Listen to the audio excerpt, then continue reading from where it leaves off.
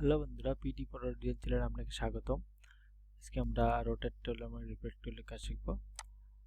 তো রোটেট টুল আমাদের 360 ডিগ্রি অ্যাঙ্গেলে ঘোরানোর ক্ষেত্রে কাজে লাগে। তো আমি যদি এখানে এভাবে একটা শেপ নিলাম, স্টপ টুলটা অফ করে দিলাম,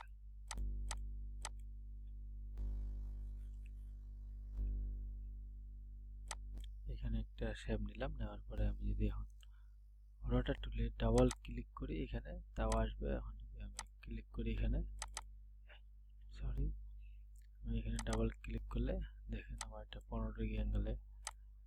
তো এখানে একটা বিষয় আছে, সেটা হচ্ছে যে আমার রোটেটরটা যে দিলাম আমি, আমার এইখানে যে সেন্টার পয়েন্ট আছে, আমি যদি এখানে ড্র্যাগ করে উল্টা চাপে ধরে ক্লিক করি আমাদের সেন্টার বরাবর সে 15 ডিগ্রি অ্যাঙ্গেলে ঘুরবে।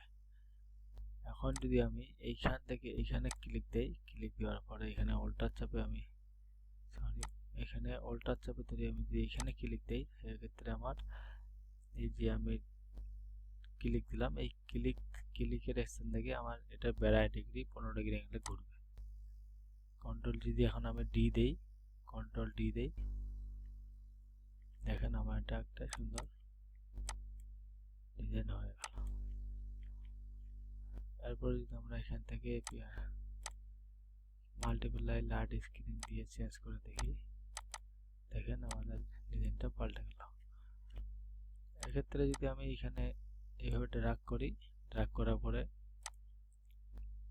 আমি যে সেন্টার বরাবর উল্টা চাপে ধরে ঘুরাই 15 ডিগ্রি অ্যাঙ্গেলে, দেখেন তাহলে আমার ডিজাইনটা কেমন হবে। তাহলে আমার ডিজাইনটা হয়ে গেল আলাদা রকম।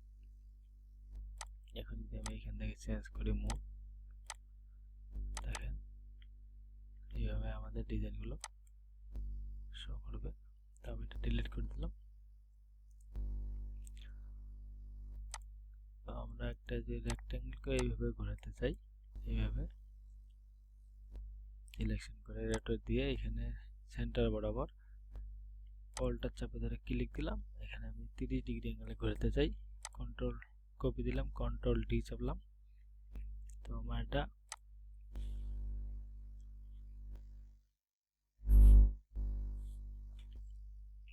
রোটেট টুল দিয়ে ঘোরাতে পারি। যদি আমি কালার মোড চেঞ্জ করে দিই, দেখেন আমার এটাও একটা ডিজাইন হয়ে গেল। তারপরে যে আছে আমাদের রিফ্লেক্ট টুল, রিফ্লেক্ট টুলটা যদি আমি ক্লিক করি, সরি এখানে আর্টস টুলটা নেই, নেওয়ার পরে এইভাবে ড্র্যাগ দিলাম, এখানে রিফ্লেক্টর ক্লিক দিলাম, ক্লিক দেওয়ার পরে এখানে একটা ক্লিক দিলাম, উল্টা চাপে ধরে যদি এইভাবে ক্লিক দেই, সরি উল্টা চাপে ধরে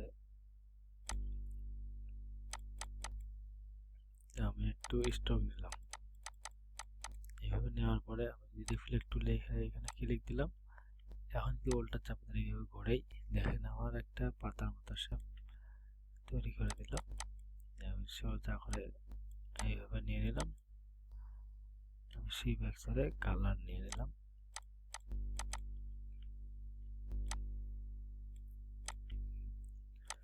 তো আমি যদি এখন এটা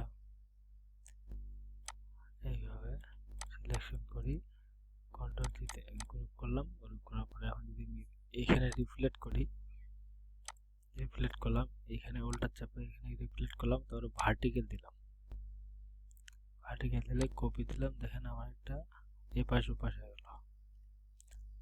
তখন আমি যদি চাই রিফ্লেক্ট টুলটা দিয়ে এইখানে সেন্টার মাঝখানে এসে উল্টা চাপে ধরে এইভাবে ঘোরাবো, ভার্টিক্যাল দিয়ে দিলাম, তারপরে কপি দিলাম, তারপরে দেখেন আমার ডিজাইনটা এরকম হয়ে গেল।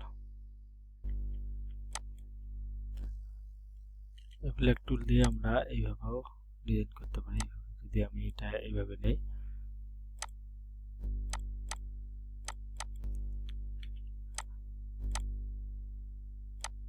এটা এইভাবে নিলাম, নেওয়ার পরে এইভাবে দিলাম, ডাইরেক্ট সিলেকশন টুল দিয়ে এই দুটো আমি ছোট করে নিলাম।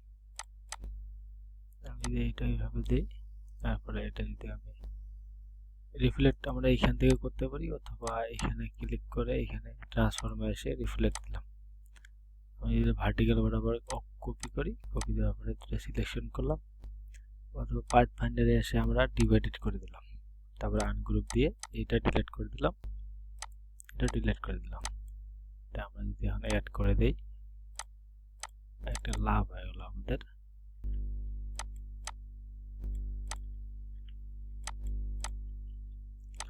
এইভাবেও রিফ্লেক্ট টুল দিয়ে ডিজাইন করতে পারি।